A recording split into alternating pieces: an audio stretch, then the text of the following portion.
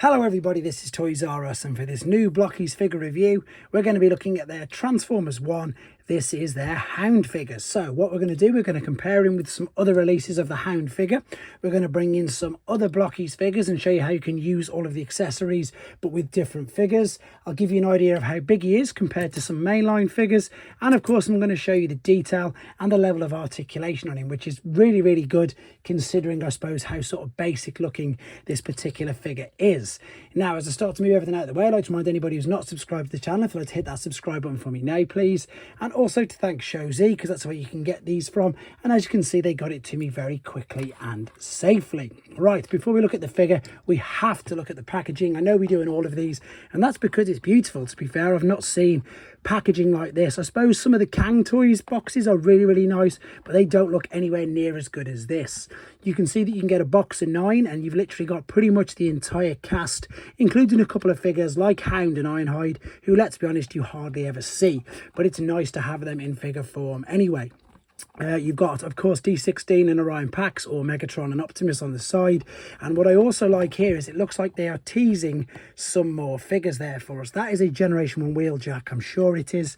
And I'll work that. That's a Megatron again, I think. But anyway, they're teasing them, which again is going to be fantastic because their normal Generation 1 figures are exactly that. They're very good indeed. Now, the other thing that I wanted to pretty much say, and I'll show you in more detail when I do another video, is that they've gone, and I suppose in one way there was only one thing where you could particularly go wrong with these figures, and that was the making and the building up of the elbow and knee joints. Sometimes you could perhaps put them on the wrong way round and it would mean that you'd have to then take it apart. Perhaps the only really difficult thing to do with these figures, which I'm sure if you've not seen, check out the Ratchet build on this channel and you'll see exactly what I mean. But with regards to these, and I never knew they did it, otherwise I'd have filmed it, that's why I said I'll do another video showing you it, they come pre-assembled, so that's just made everything even easier, which is great. 2 sets of hands as normal. I've gone with the fists so you can hold the weapons. A stand again as normal where you can attach via them circles there, and believe you me, these do rest on here very well, he says. Just got to line it up. There you go, it's that back part there. And the thing about it is they hold their balance perfect, so even with this stand you'd be quite surprised of the balancing that you can do and the posing that you can do. And again, apologies, I'm not the greatest at posing figures.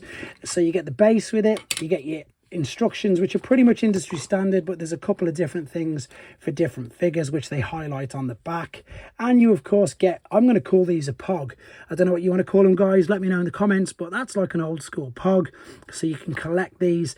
And exactly that, I've got quite a collection of these coming on right now as well.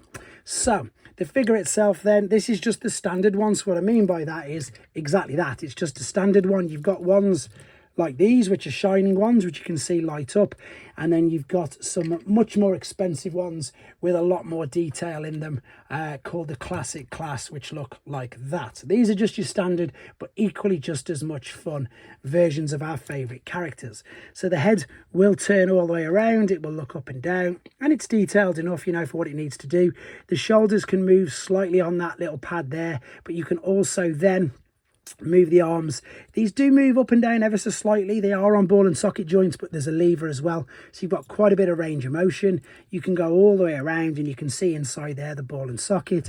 You've got the swivel, the flexion, and as you've seen, you can take the hands off as simple as that, popping it on and off. And of course you can have open hands if you wanted to. There is a waist swivel all the way around, completely unrestricted.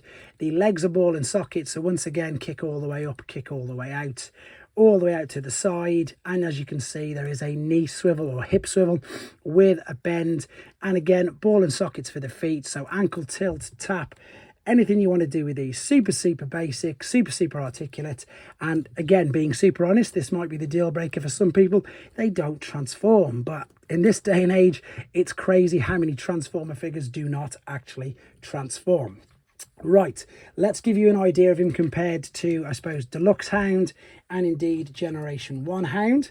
So you can see, you can tell instantly that it's Hound. It's brilliant. I love the fact that we did just get to see a very quick glimpse of him, and hopefully, as I say, we do get a second movie and we get to see a lot more of these characters that they just, for want of a better word, teased us with. Here is his accessory, which is his gun, and what I mean by this is, I suppose they're, universal is all of the hand grips are the same as Hasbro and Takara tend to have, you know, the 5mm. These ones are all this particular size, but the beauty of this is you can take off the blast effects and you can pop them. I'm saying that, I've not tried it with this particular figure yet, but you could with all the rest. I'd be really surprised, there you go, if they stopped it. But there you go, that is proof that they can do it, and also very lucky that I didn't completely stitch myself up. So here's a few other figures. Again, these are Generation 1 figures. I am going to get around to doing some more of the box set of these. I've just got so many of these at the moment because I'm being completely honest. If you're new to the channel, you won't know this, but if you've been watching me for a bit, I'm absolutely loving them, hence me having so many different versions, from the shining ones up to the really, really nice ones. There's just so many that I'm collecting. To give you an idea, with sort of mainline figures, they won't scale with them, to be honest. They are much, much smaller. Very, very small sort of deluxe size figures may scale with them. But they are slightly, I think, slightly bigger than some core class. Yeah, just sort of slightly bigger than your core class. But of course, the idea for these is for them not to scale together. I'm just giving you an idea of how big they are, just in case you were wondering. To be honest, there isn't really much more to say about it. It is a lot of fun. They are great to assemble as well. They are genuinely enjoying this, a bit like Lego but making Transformer figures. Nothing more to say about him. I can't wait to open up some more, get some more videos done for yourselves. And of course, I think one more thing I should have said is all the bases you can see there, you can link them all together. So if you get a load of them, why can't I line that up? It's normally not that difficult. You can line them all up and indeed link the bases and put them on what I would say would be a brilliant display. Anyway, guys, let me know what you think of him in the comments. Take care.